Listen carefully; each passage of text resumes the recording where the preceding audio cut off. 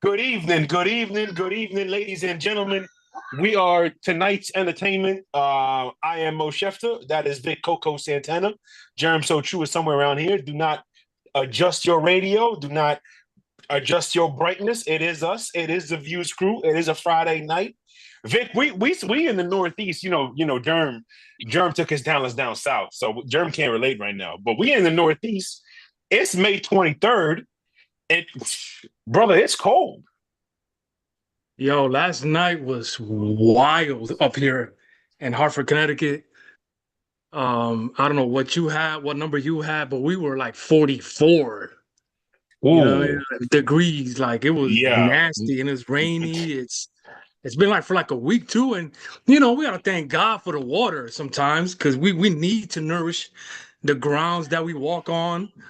The water that we drink and hopefully it gets filtered, obviously. But man, it's been cold, like you said. Like I'm ready for some heat. Like it got down to 51 over here. So which is pretty cold for me. And then the problem is, like you said, I love the rain. Okay. It's good for the Oh earth, yeah. it's good for the gardens and all that.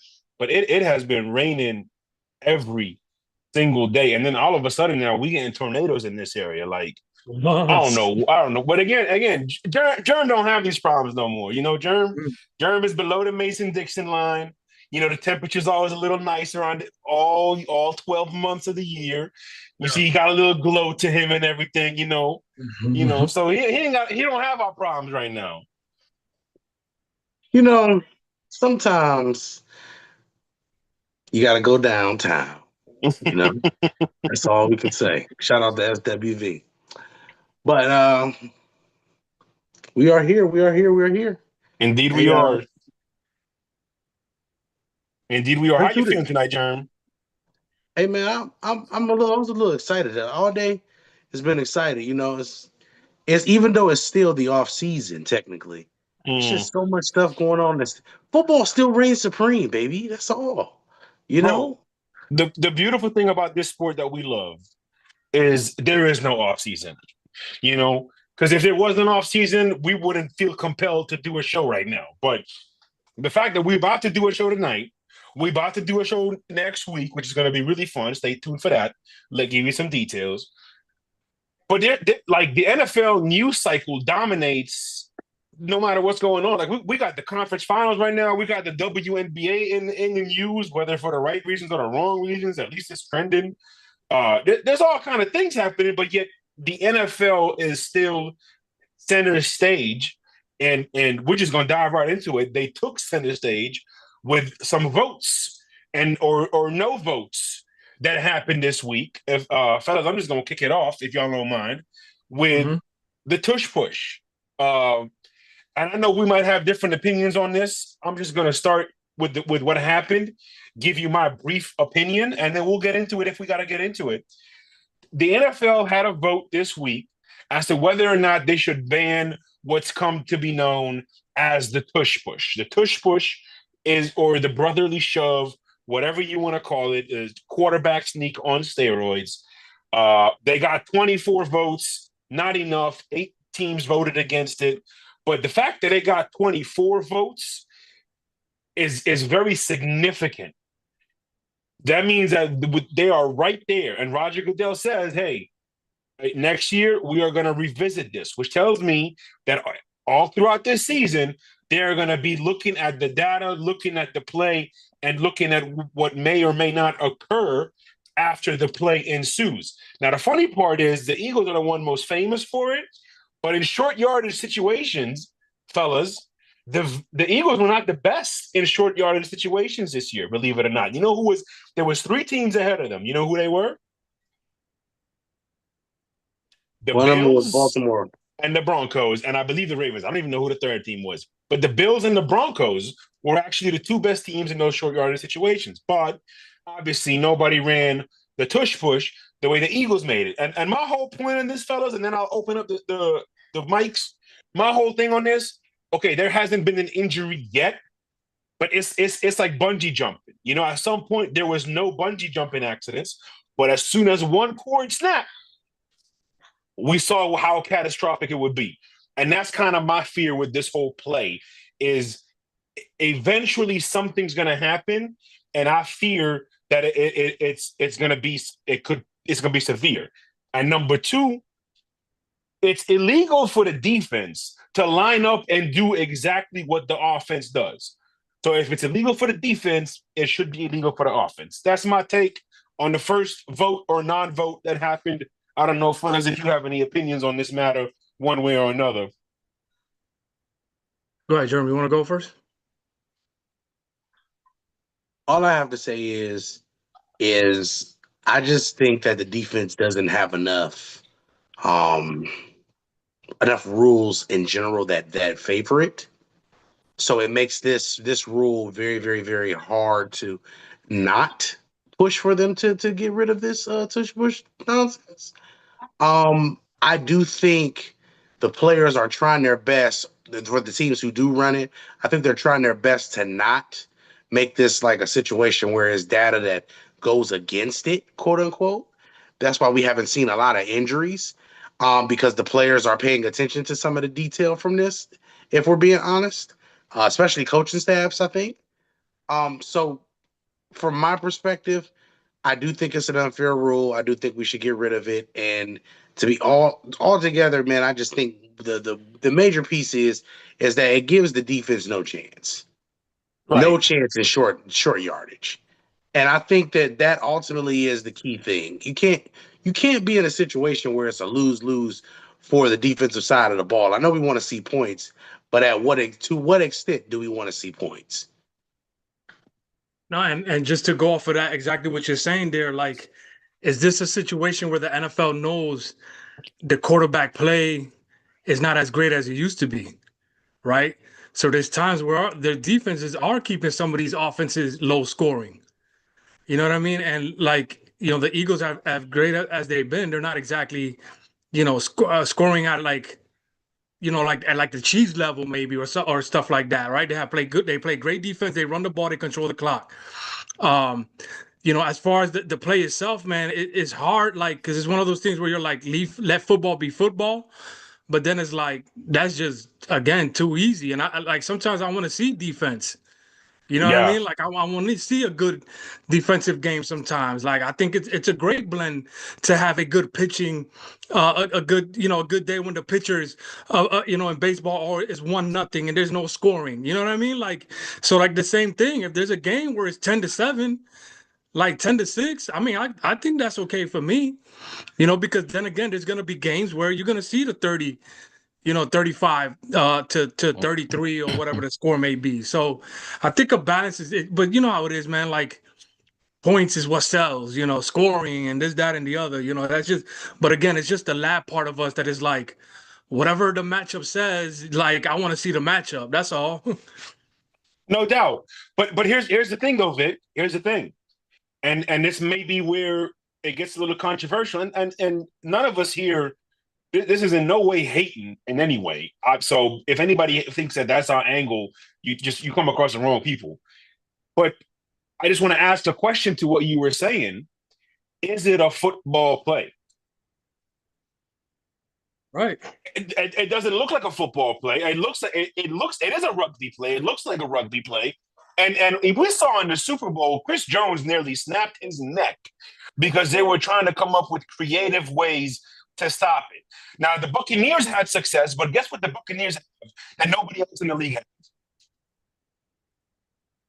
Jeremy, I'm a lip reader. Vita Vea. Vita Vea. Okay. They got the last pure Moana looking dude. the last real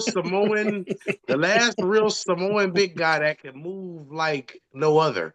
Exactly. Vita Vea is the best nose tackle in football.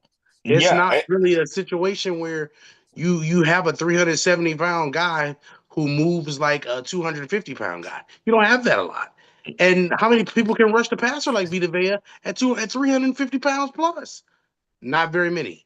So we got to be honest about certain things. Like even as good as Dexter Lawrence is, even as good as Javon Carter and Jordan Davis is over there in Philly. Like, there are players that are excellent players. Are we trying to take away from those players being excellent in the trenches and having to take 2 or 3 blockers? And I don't think that that's fair, because the tush push, in a lot of different ways, all it takes is for a player to fall the wrong way, and Yes. the push doesn't stop. No, absolutely not. Again, I think the Eagles do run it better than anybody in the league. That's obvious. We know that. But that doesn't mean it's not an unsafe play. And it's only a matter of time. And obviously we hate this. We don't want to see injuries. We're not calling to see injuries, but it's only a matter of time before something happens and somebody gets hurt. And so that's where we stand on that. Anything else on that tush push before we move on to the next one? Next one, again, this is a lighthearted show. The next one, this is kind of interesting. All right. They voted and they are going to allow one player from each team to play in the flag football Olympics coming up in 2028. Number one, I think it's a great thing. Okay. Number two, I think Tom Brady should be the starting quarterback. I just think that's only fitting. Like, I don't see why Lamar Jackson or Joe Burrow or Pat Mahomes need to go. They're still playing. But it'll be cool if one of these retired guys or a couple of these retired guys that are still in shape can go over there and represent. Number three, Germ. They are saying that Kyler Murray and Kyle Hamilton are going to play for South Korea, not the USA. So, any thoughts on flag football at all in the Olympics? Wonderful. Yay. Great. This quarterback came out and said that I don't think they should play because, the flag football league, we're the ones that built the game. With all due respect, all right, the flag football was still built on the National Football League. So the only reason flag football grew in popularity is because we are fiends for football. We are fiends for the NFL. We are fiends for NCAA football. So it's not like they grew the game because they were pioneers of a certain sport. No, they're just feeding off the popularity of football in America. So, next thing that happened around the league this week, pretty popular thing, Brock Purdy got his extension. And at first, when they came out, fellas, I thought it was a horrible thing. But looking at the contract, it's for 5 years. His cap number next year is $9 million. Cap number the year after that is $24 million. Cap number the year after that is $30 million. And then after that, they can cut him for only $16 million. So shout out to the 49ers. A lot of credit for them. Round of applause, because to me, it's an extremely team-friendly deal. It somewhat pays Brock Purdy, but at least he is not a burden on your salary cap like Trevor Lawrence or 2 or 5 syllables last name or Dak Prescott. So I think it's a great signing for the 49ers. I think it's very much a team-friendly deal. But fellas, is signing Brock Purdy to a team-friendly contract going to be enough for the 49ers to rebuild, retool, and be competitive and make late pushes into January? I mean, No. for me, bro, it's one of those situations where, like, where are you going to find the quarterback, right? Are they going to be able to draft one? Are they going to be able to sign one or trade for one like they did with Jimmy G? And even then, like, how exactly that work out? I think that Brock understood what he was. I think Brock understands, what kind of quarterback he is. He understands the support he needs.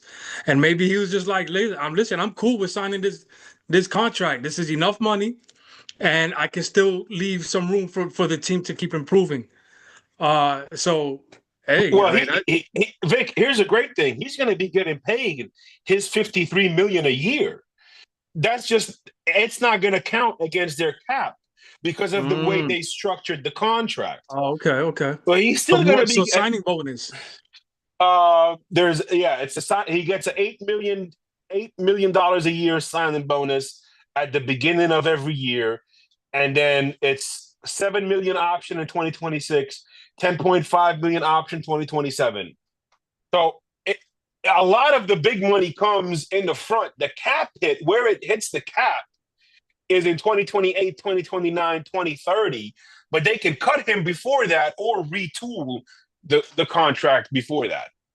They're locked in for the next 3 years. They cannot cut him for the next 3 years. They cannot, because it's 100 million, 90 million, and then 40 million if they cut him. So they're stuck with him for 3 years, one way or Right. another, because he's got a no trade clause as well, which is absurd. So I mean, that still gives you space to draft somebody. What, maybe next draft? But right? It gives them a lot of flexibility. It gives them a Right. lot of flexibility. It gives them a lot of flexibility. But But go ahead, Jerm. There's a big but. There's a big but. Big but. So remember how we talk about when the championship windows are open and closed? 49ers windows are closed. At the moment, Sorry yes. to be.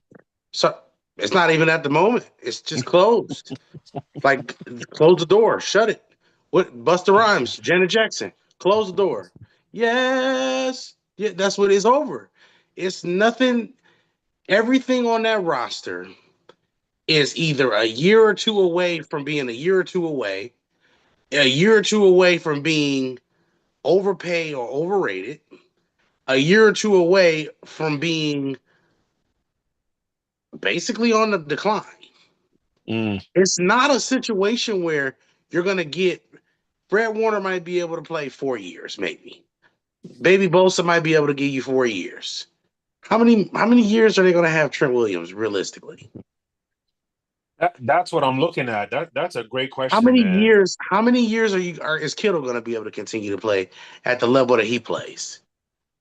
How many years are we going to be able to keep McCaffrey, knowing what we know about McCaffrey as it is? Ayuk, how many years are we expecting Ayuk to continue to be elite, considering we may not have the same things or the same prowess that he used to have? He doesn't scare a defense the same way since that ACL injury. So we got to have certain conversations.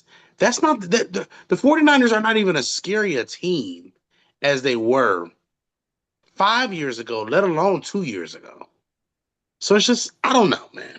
It's not the quarterback. It's not the problem. No, I'm gonna let him cook, because I was hearing, right? I wasn't here, but I was listening. You know what I mean? And I was gonna be like, Jeremy, you're gonna have to explain yourself here. But that's fair. That's fair, because you're talking about the best left tackle in the world for the last however many years. How much more time is he can he really give us? Mm-hmm. So yeah, maybe the window is a little tight. Maybe the window is very when you let that draft still don't in. have no secondary players. Yeah. We still don't have secondary players. Like, you're missing the most important. Do you realize, like you know how we talk about scheme? And me and Mo always talk about pass rushers and scheme and pressure. Me and Mo say, I'd rather have a great defensive back room and scheme pressure. Facts. Because if you scheme pressure, you get guys at good deals and get guys that are motivated. You can do a lot of things with those guys in your front seven. But that also gives you smarter football players in your front seven. So you're going to get some guys that can run with some guys. You're going to get some guys that can do a lot of things, right? You're talking about the 49ers being locked into big deals with a middle linebacker, a top 3 deal with a middle linebacker, a top 3 deal with a defensive end, a top 3 deal with the tackle, a top 10 deal with a quarterback. Even though the salary cap hit is this, we're just naming how much money they're spending. And then the rest of their line has deteriorated. Let's talk about that part too.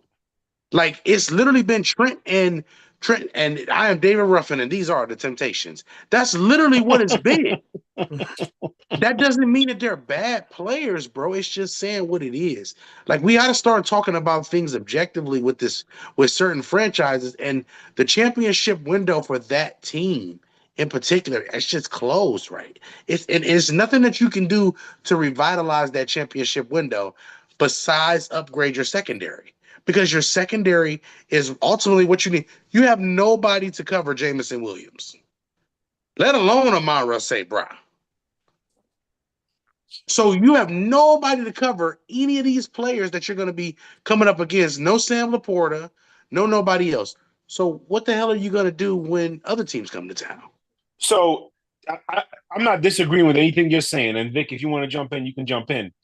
But again, this is the National Football League, and the way the league has been the last, I would say maybe 10 years, we are seeing a lot more teams go from first to worst, a lot more teams retool in one off season. And I think when that team retools, usually you look at the year prior and you're like, oh, okay, they did this and this. They don't have to worry about it next season. Next season, they can just focus on actually building their roster, because they let a lot of talent go because they weren't sure how they were going to construct the Brock Purdy contract. So now that's out of the way. Trent Williams, probably 2 more years, right?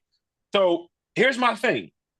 Hypothetically, in the words of Jazzy Jeff, hypodermically, if they were to retool next year and fix their offensive line, add some pieces to their secondary, is Brock Purdy the guy, or is Brock Purdy a guy capable of getting them back to February? Vic? Bro, and then come, like, I just remember that they lost Jerem's favorite. Oh my God, Jerem's Debo. favorite receiver. Debo's gone. Debo's gone.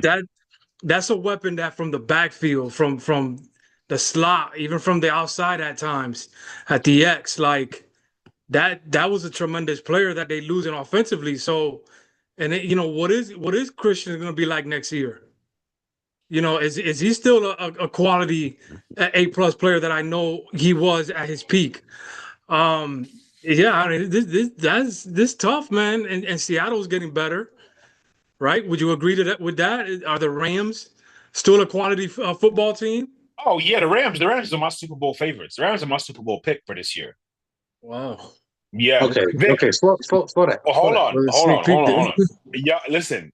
I know, but when we log into this new 22, you just look at the Rams defense, bro. I know Aaron Donald is not there. Just look at the Rams defense. Look at how they fly around the football field. All right, I'm not gonna give you any flack Uh-huh. or anything for saying what you're saying, because I like Fisk. First of all, I think Brandon Fisk, Jared Verse, the I two think those are linebackers they got over there. I think those 2 football players are effing incredible. Yes. I think Fisk is on his way to being one of the best defensive linemen in the world type of energy. And I think Verse is just a great athlete and well-versed, pun intended, in running and running, jumping, making it very, very, very annoying for quarterbacks. Like, he does a lot of good things. So I'm not mad at that. Here's the thing, though. The Rams defensively in the front 7, I believe that they can run with no names in the front 7 and be very competitive. You know, the problem with the Rams is going to be the secondary, because teams are going to be able to pick with them and pick on certain corners and things like that in these situations.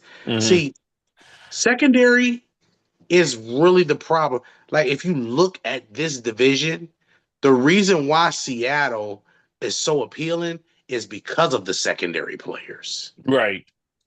Like, in this NFL, even with them not having the guys that they need to have up front in the front 7, you're like, bro, with Woolen, with Witherspoon, they got guys that look like previous players that were dominant at certain positions.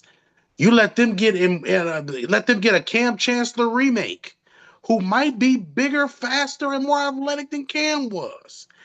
It's really interesting what we're talking about when we talk about secondary play and how essential that is in this NFL. Like, I am getting ready to say, if you don't have a good secondary, bro, damn the pass rush. Look at what the Eagles just did. Mhm. Bro, as good as this that pass rush was, bro, DeJean, Mitchell, and Slay made Who? so many plays in that Super Bowl. That They secondary is were amazing. they were incredible, bro. But if you don't have three good corners and some decent safety play, bro, you just can't win. Right. It doesn't matter about what your pass rush does because these quarterbacks are getting to the point in certain instances where there's too many spots on the field where I can practice making certain throws against you for one game.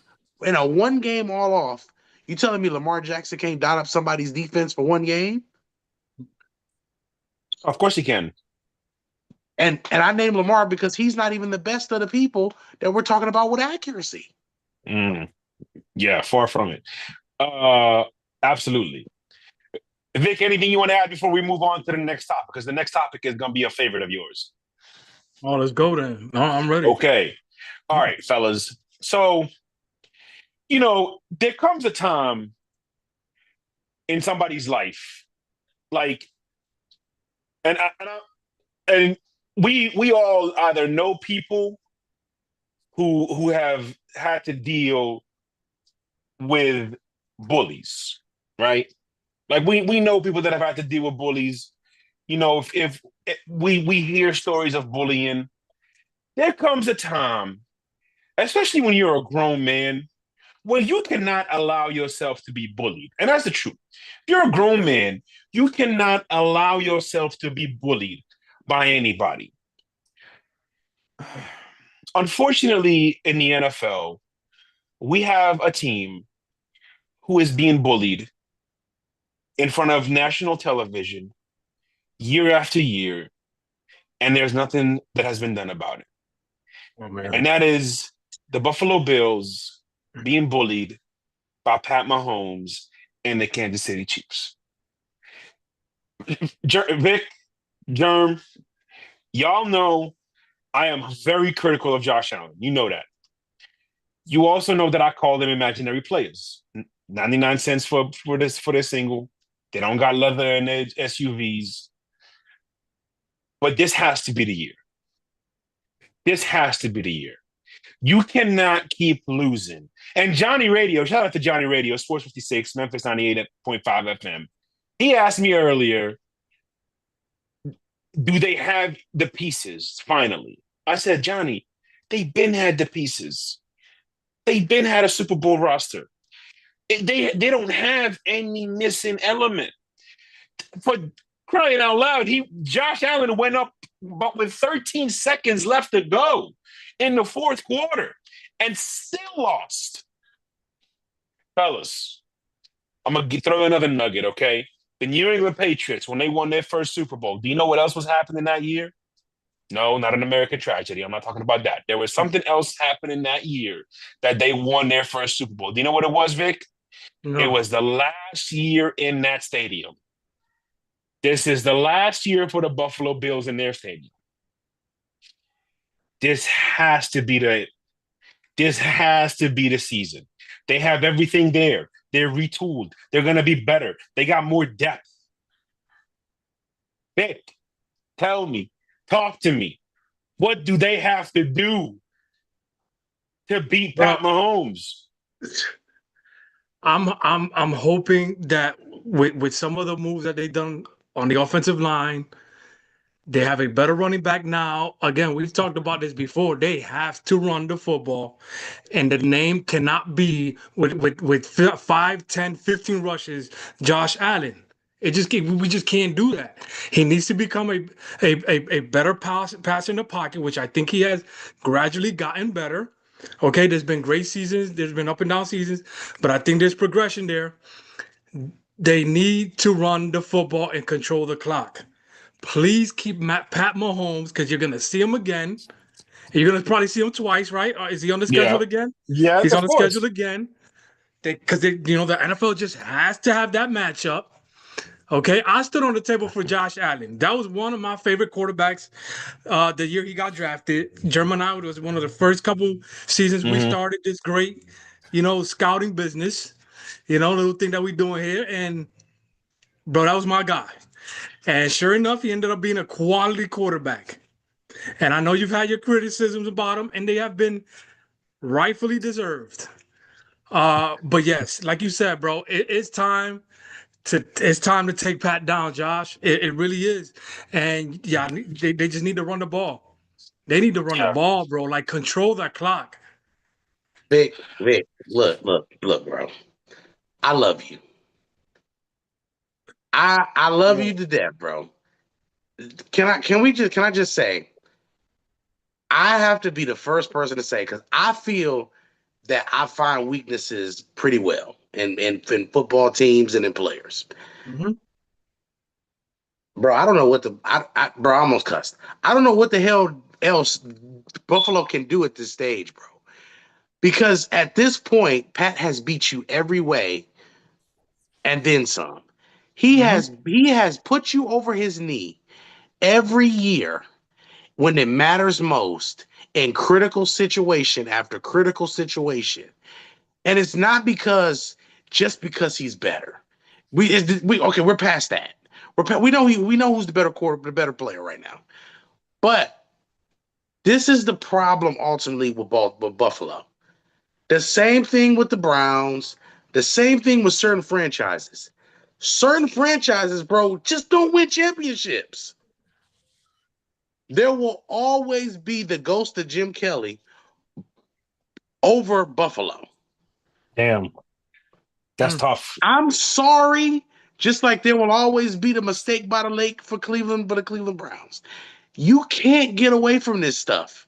That negativity is even spewed by the fans. Do you think? So you mean to tell me we didn't circle these wagons? We ain't here.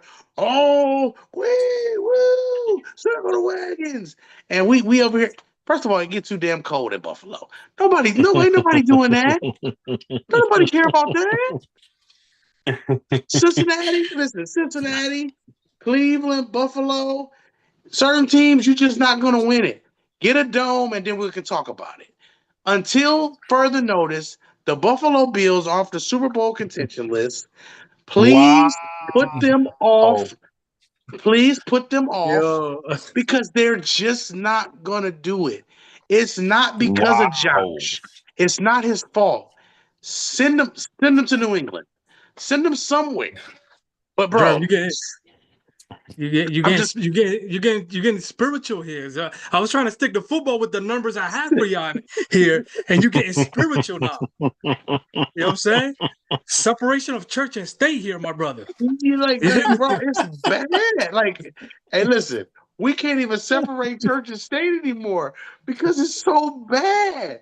What are we doing, bro? When you watched that game last year, when I sat there and I looked at that, I said, yo, you mean to tell me we barely scraped by the Ravens for Buffalo?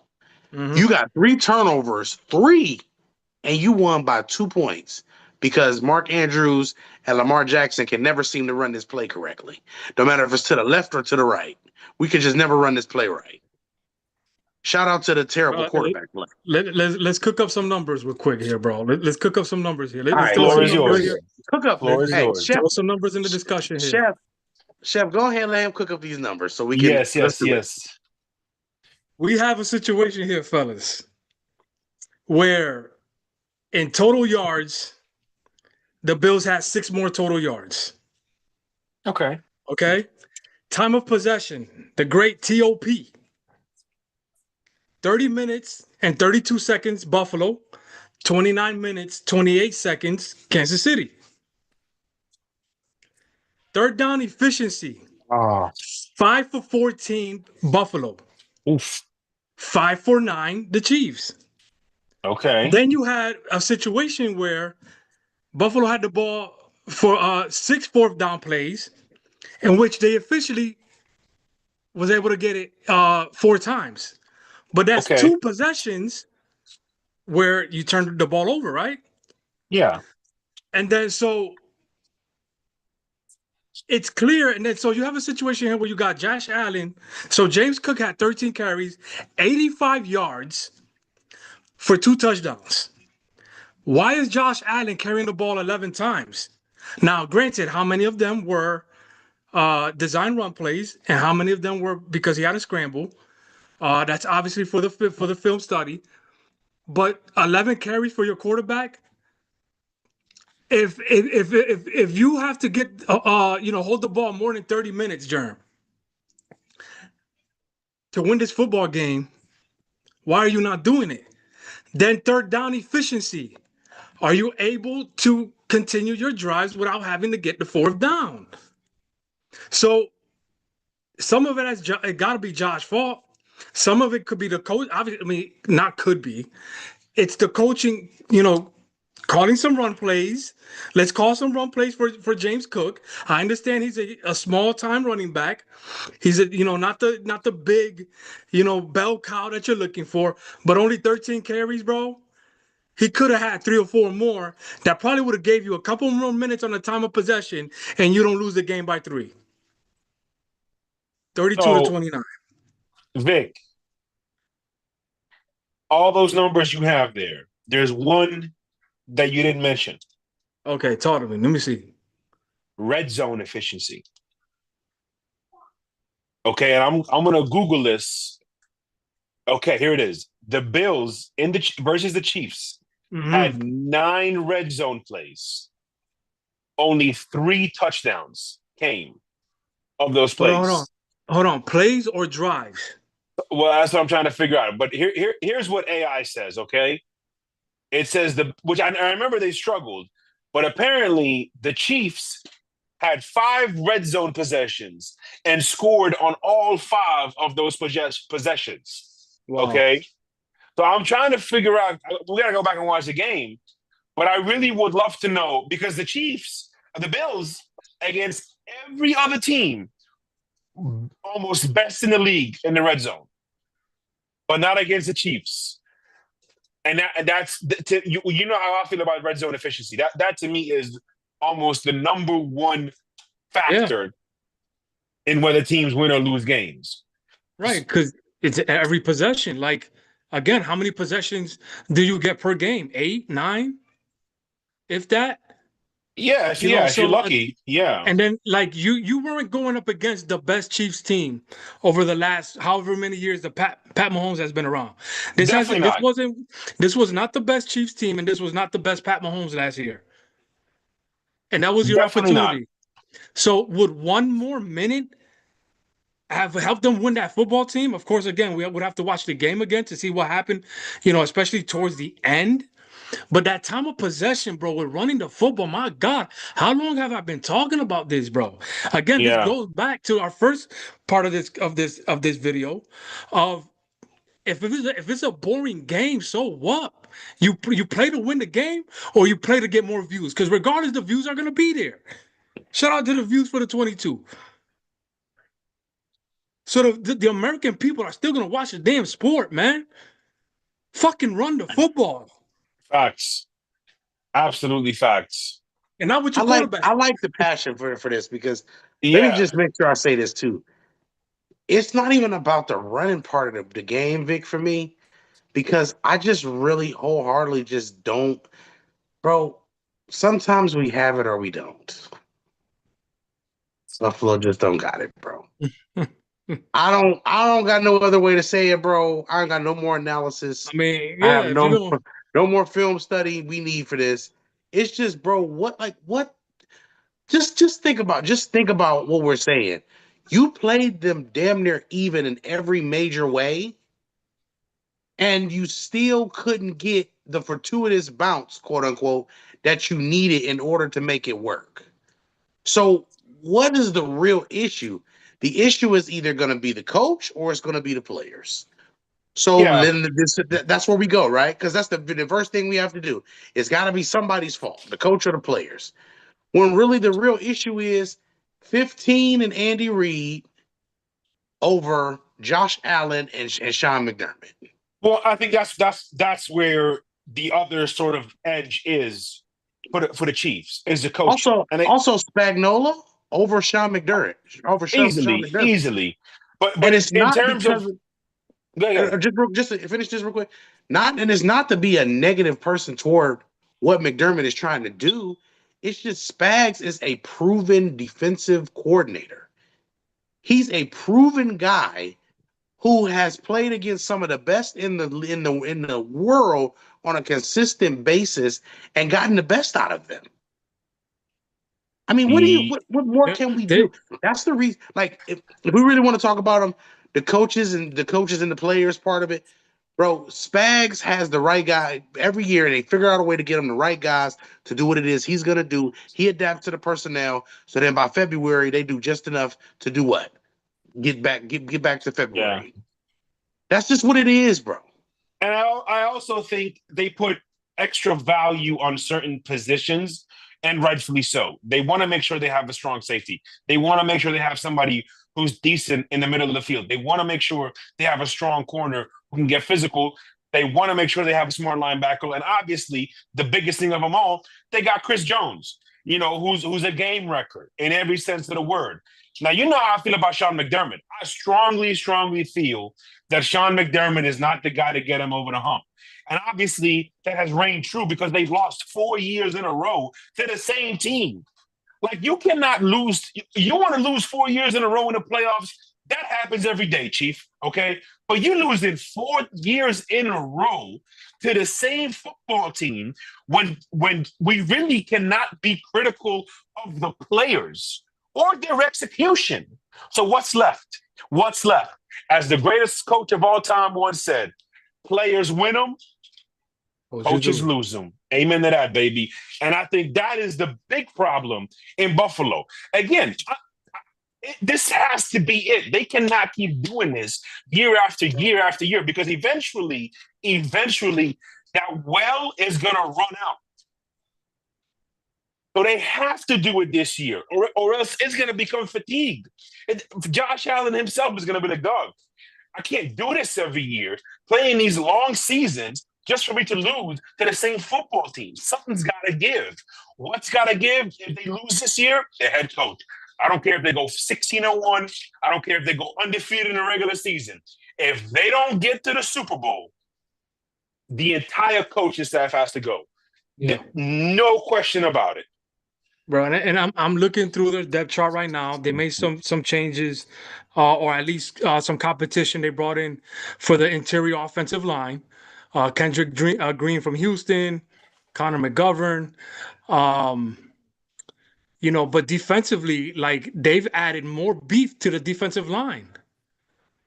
So they're gonna be able to get off the field again. Like the Buffalo defense, they don't have the safeties from last year, but you still got DeMar Hamlin, who has become a decent player despite that situation that he went through.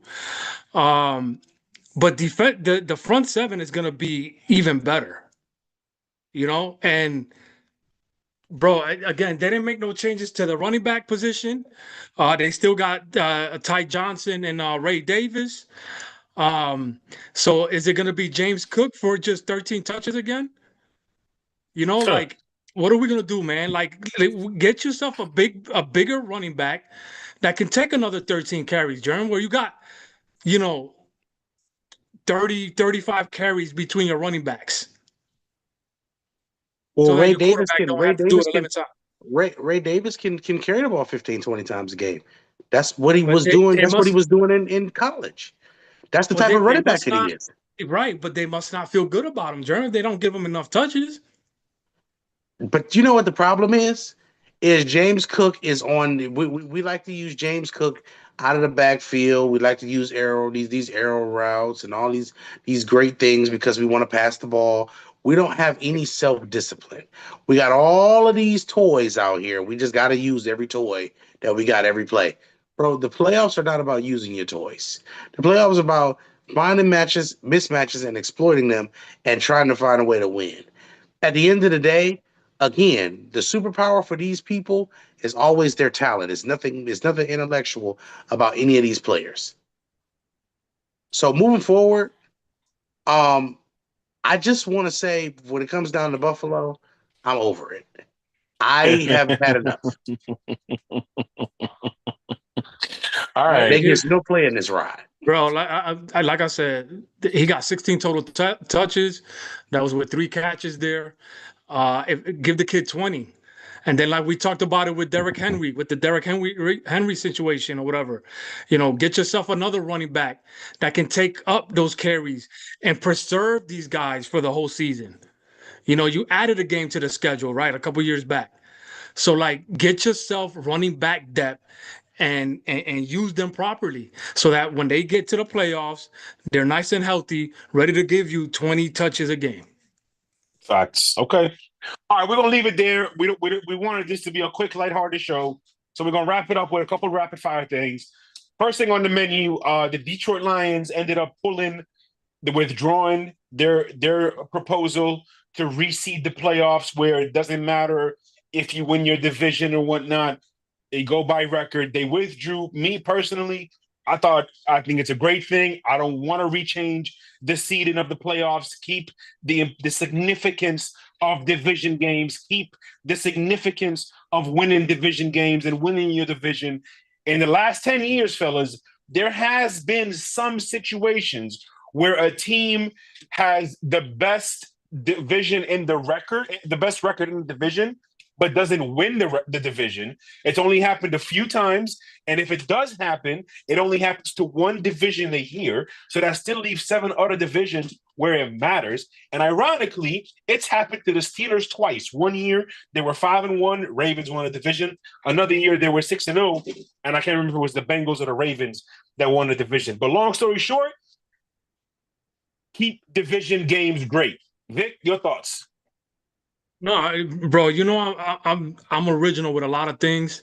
And like, please, like, you already added another football game. Like, I love football, but I ain't want to see 17 games. I'm sorry, with all due respect to whoever loves that shit. I Know what I'm agree. saying? But I agree. leave things as is, please. Especially the divisions. I mean, are you kidding me? That to me has so much significance. I feel like it's such a staple of especially professional sports. The East, the West, the Central, North. I mean, whatever. What up, little Mo? It's my little Who's your nephew. favorite football team? He can't hear you right now. But he just wanted to make an appearance on the channel. Yeah. Hold on, baby. Hold on. So Hold on. I'll let you say hi. Hold on. Yeah, no, man. Keep it as is, bro. Like, come on. Like, I can't. Sometimes I don't even think some things should be discussed. Germ. I mean, I think that just came from the situation with the Vikings last year, which is a very, very rare occurrence when it comes down to it. When I say very rarely do you get two teams that are separated by half a game because they decided, the Vikings last year played very well. It is what it is. I think that you don't do anything to realign anything. Keep it the way it is. Make division games matter. They should always matter. It is what it is.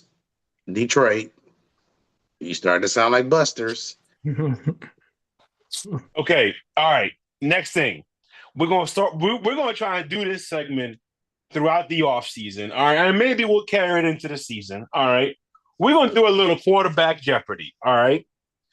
So I am going to name the team, and you will tell me who is the starter of said team. Okay? Who will be the starter in week 1? And Vic, I know you. I know some of these you're going to want to take it a step further. But for now, we are doing only week 1. Okay? Okay, what was the criteria again? So I'm gonna name the team. It's Jeopardy. Okay. So it's like, never mind. I ain't gonna say that. That's personal. I'm trying to think of an example. Yeah, go ahead. Well, I'm trying to give an example. Like I say the president of the United States, for example, and you will answer who is Donald Trump. Okay. Okay. All right. So I'm gonna name the team, and you will say who is blank, and blank will be the starter of that team week 1. And if we want to make it a conversation, we can make it a conversation. Let's start with the New York Football Giants. Who is Russell Wilson? Vic? Who is Russell Wilson? Will he be the starter throughout the entire season? Who is yes? I'm just trying to follow directions here, you know. That's all right. That's all right. That's all right. Okay. The Cleveland Browns. Who is Jador Primetime Sanders, baby? Let's go. Who gives a damn? Who is Joe Flacco? I don't know. Okay. Oh, Oh, yeah, I forgot about you. my niece feeling a little jealous. She want to say a little hi. She's a real superstar. Say hi, baby. All right. She gonna have her All own YouTube channel very soon. I promise you. Yeah, All yeah. right, baby. Thank you. Thank you. Let me finish the show. Let me finish the show. Let me finish it. Oh, here comes the little monster now. Here comes the biggest monster of them all. Hold on. Say hi, What? baby. There's a third? What? All right, we gotta finish the show. We gotta finish the show. I should have never. I gave him ice cream. I should have never given him ice cream. Anyways, all right. Last question. The Pittsburgh Steelers.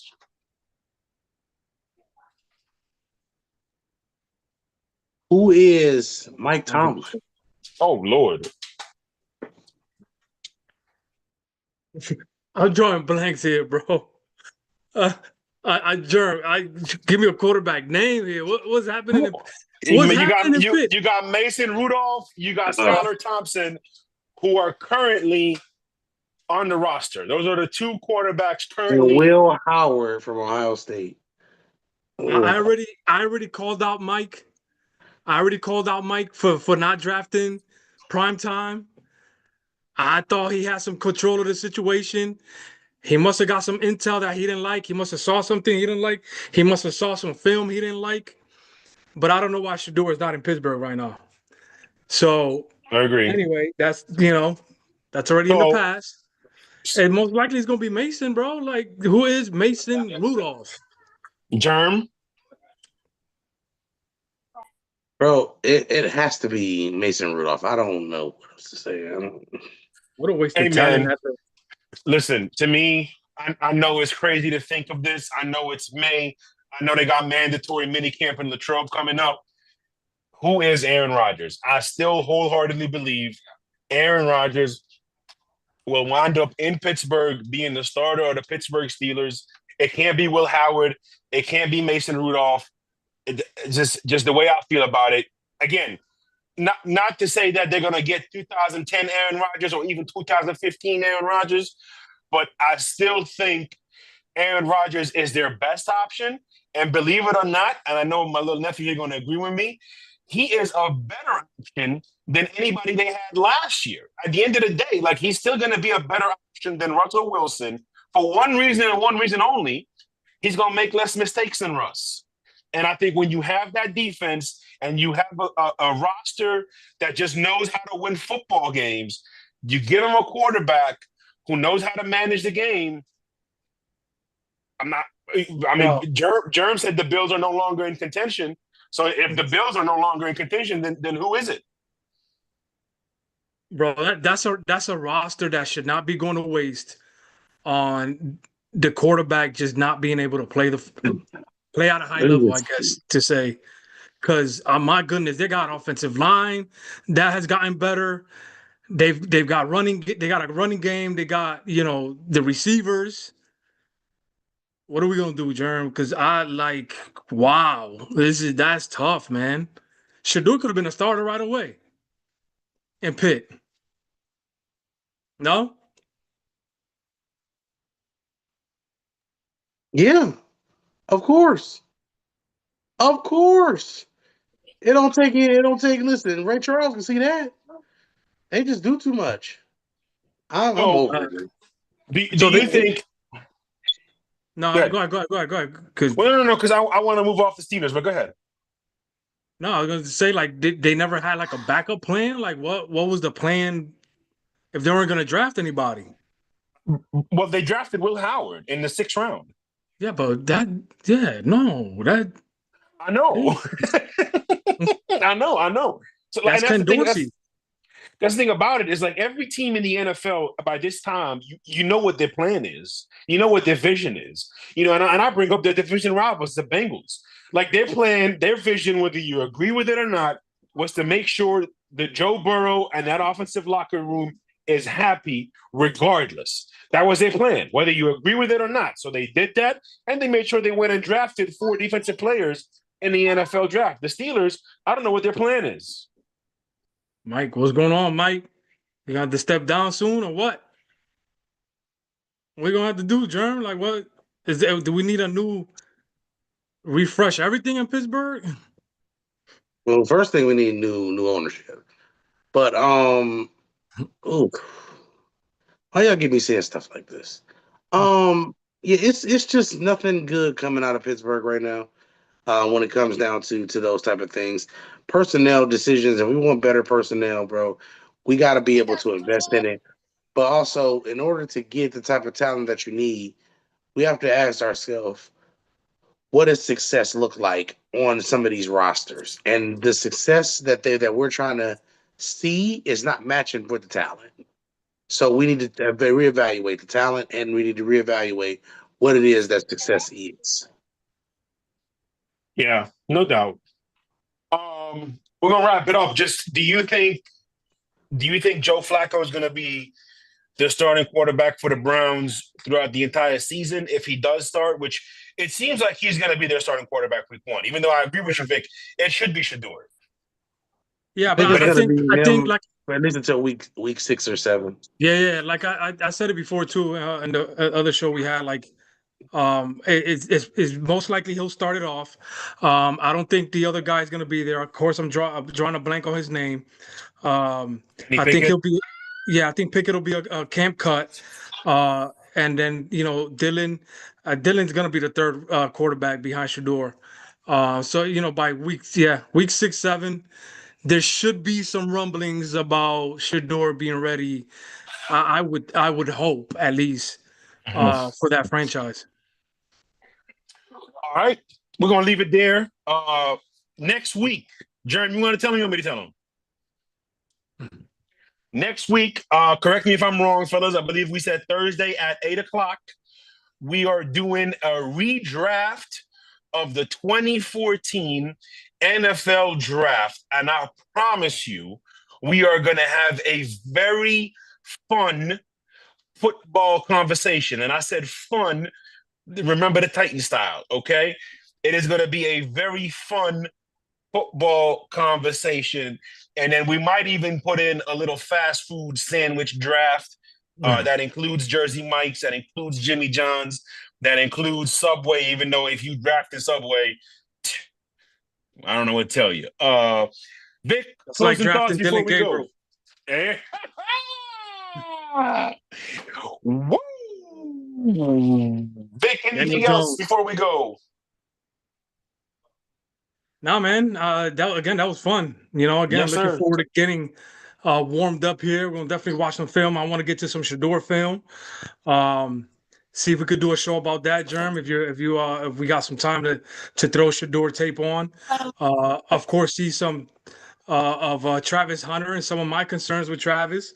Maybe Germ and I will go back and forth in a little argument for show purposes, for entertainment purposes. That would be fun. What you say, Jeremy? Always down to argue. So to be honest with you, when it comes down to it, what I'm the most, happy about for next week's show is that we get to have a fun conversation, a lovely conversation with friends about how terrible the drafting and the things like that are in the NFL and why it's been so bad for so long. And yeah, I'm excited. I'm here for it. And I think, like you said, Jeremy, we're gonna see why we're gonna see a trend as to why teams have been abysmal the last couple of years. So take us home, True. My nephew here gonna take us home, True. Give us the peace signs. Give us a 2-2. Take us home, True. 22. See y'all next week.